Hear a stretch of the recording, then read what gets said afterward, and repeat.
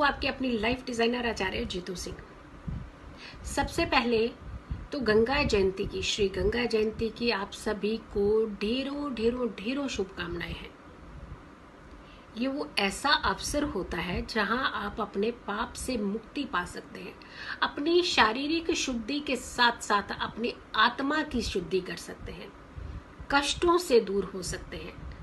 मन अगर आपका बहुत ज्यादा विचलित रहता है तो कहा जाता है इस दिन स्नान करने से आपकी मानसिक स्थिति बहुत अच्छी होती है, उत्तम होती है। शारीरिक कष्टों के साथ साथ आपको देह का सुख मिलता है। पवित्र नदी की अगर के हम बात करते हैं तो गंगा की जो उत्पत्ति है वो वैशाख शुक्ल पक्ष सप्तमी के दिन हुई थी।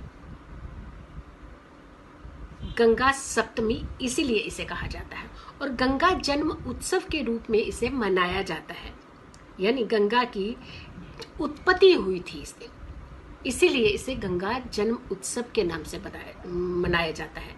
और जिस दिन कहा जाता है कि गंगा पृथ्वी पर स्पर्श किया था, उस दिन श्री गंगा दशहरा के नाम से मनाया जाता है, यानी ज्येष्ठ शुक्ल पक्ष की दशमी तिथि के रूप में मनाया जाता है। इस समय की अगर हम बात करें तो 30 तारीख को जो श्री गंगा जयंती मनाई जाएगी, ये अति उत्तम योग के साथ मनाई जाएगी, यानी गुरु पुष्य योग के साथ इसका मिलन हो रहा है। और ऐसे में ये योग और गंगा जयंती का योग जो है ये बहुत उत्तम योग आपके जीवन में लेकर के आएगा। आपको सुबह सुबह उठ करके स्नान जरूर करना चाहिए, और वो भी स्नान सूर्य उदय से पहले का स्नान, यह अति उत्तम माना जाता है। घर में अगर कोई स्वस्थ नहीं रहता है, यकीन मानिए अगर के आप जल में गंगा जल मिला करके अगर वो थोड़ी सी कंडीशन में भी है कि वो स्नान कर सकते हैं तो जरूर स्नान करवाई जा। अगर स्नान नहीं कर सकते हैं तो आप उनके ऊपर गंगा जल का छिड़काव जरूर कीजिएगा, क्योंकि इस समय लॉकडाउन के चलते आप ना तो घरों से बाहर जा सकते हैं और ना ही ऐसे तीर्थ स्थलों पर जा सकते हैं जहां पे जाकर के आप इसका फायदा उठा सके, इसका लाभ उठा सके, इस गंगा जयंती का लाभ उठा सके। तो ऐसे में सबसे उत्तम कहा जाता है कि गुरु पुष्य योग, जो कि ऐसा योग, ऐसा अद्भुत योग होता है जहां आप बड़े बड़े अपने कार्य खोल सकते हैं, जहां आप बिना मुहूर्त देखे ही आप अपने कार्य का निर्माण कर सकते हैं, गृह प्रवेश कर सकते हैं, मुंडन सेरेमनी कर सकते हैं। तो कई सारी चीजें कहा जाता है कि गुरु पुष्य योग में करने से अति उत्तम फल देते हैं, निष्फल नहीं होती हैं वो चीजें, वो बातें जो आपको अपने जीवन में सुकून के लिए इस्तेमाल करनी है, यानी जप तप दान और पूजा पाठ।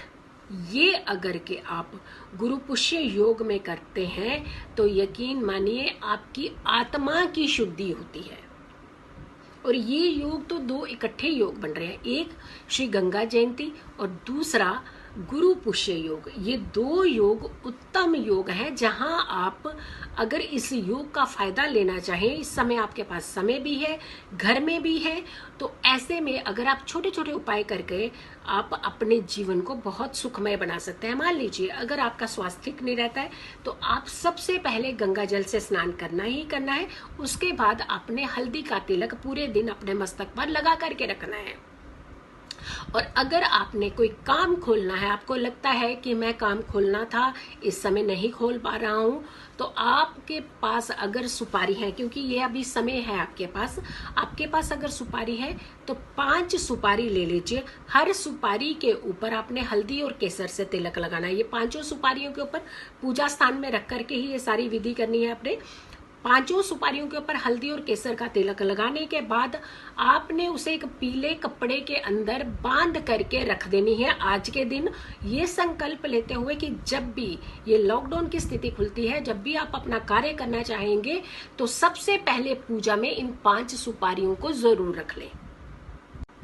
यकीन मानिए आपके काम में वृद्धि होगी, आपको कष्टों से मुक्ति मिलेगी, जो भी आपके जीवन में हर्डल्स आ रहे हैं वो नहीं आएंगे। और इस दिन तो कहा जाता है खास करके अगर किसी भी कार्य को आप शुरू करते हैं वो कई गुना ज्यादा अच्छा फल देता है। विद्या ग्रहण करनी चाहिए, ऐसे टाइम पे आपको पढ़ाई करनी चाहिए। स्टूडेंट्स को आप देखिए बहुत लाभ मिलता है। सूर्योदय से पहले का स्नान ले लीजिए, ये बहुत ही जरूरी है। और दूसरी बात, हल्दी का तिलक अपने मस्तक पर जरूर रखिएगा। और एक और उपाय मैं आपको बता दे रही हूँ ताकि आप अपने सारे कष्टों से बाहर निकल सके। एक तो सबसे पहले आपने भगवान शिव को और साथ के साथ भगवान विष्णु को पीली मिठाई यानी कुछ भी आप मिष्ठान घर के अंदर पीला बना लीजिए, चाहे वो बर्फी बना लीजिए, आप खीर बना रहे हैं तो उसमें थोड़ा सा केसर डाल दीजिए। अगर आपने हलवा बना रखा है वो तो स्वयं पीला ही होता है, तो आपने उसके अंदर थोड़ा सा केसर की पत्तियां डाल लीजिए। तो ये मिष्ठान आपने भगवान विष्णु को, भगवान भोलेनाथ को आपने ये जरूर भोग लगाना है, माँ लक्ष्मी को आपने भोग लगाना है। तो आपने ये भोग लगाने के बाद वो पूरा प्रसाद पूरे घर में वितरण करना है, एक चीज। दूसरी चीज, आपने अपने हाथ में, अपने राइट हैंड में थोड़ी सी हल्दी और केसरी, ये सूखा रखना है। इसे राइट हैंड में लेकर के आपने ओम गुरुवे नमः, क्योंकि गुरुवार का दिन श्री गंगा जयंती और पुष्य का नक्षत्र, गुरु पुष्य योग बन रहा है, तो आपने इस विधि को जरूर आपने करना है। अपने राइट हैंड में आपने हल्दी और केसर मिला करके ले लेना है और उसके बाद ओम गुरुवे नमः, ओम गुरुवे नमः इस मंत्र का जाप एक माला जरूर कर लेनी है। एक माला नहीं तो 9 बार 9 बार 9 बार 3 बार इसे कर लीजिए, यानी 27 टाइम आपका ये जाप जो है ये हो जाना चाहिए। उसके बाद आपने ये जितना भी सामग्री है इसे एक पीले कपड़े में बांध करके हमेशा अपने पास रखिएगा।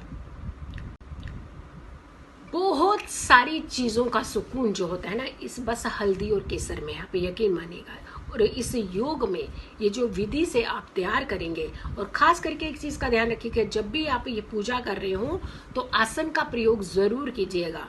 आसन पीले रंग का ही हो, कुछ भी पीला कपड़ा है जो साफ सुथरा है आपके घर में उसे बिछा लीजिए। अगर पीला ही आसन है आपके पास, ये तो अति उत्तम माना जाता है। आपने ये उपाय जरूर करना है। ये सुबह के सुबह करना है, जब भी आप स्नान कर ले, और सुबह जल्दी उठ करके स्नान कीजिएगा, सूर्योदय से पहले स्नान कीजिएगा, पवित्र नदियों का जल डाल करके स्नान कीजिएगा, गंगा जल डाल करके स्नान कीजिएगा, अगर अमृत है अमृत डाल करके स्नान कीजिएगा।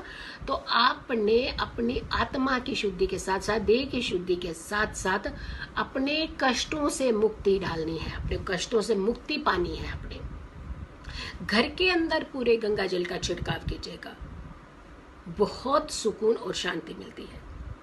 यकीन मानिए, ये गंगा जयंती आपके जीवन में हमेशा खुशियां लेकर के आए।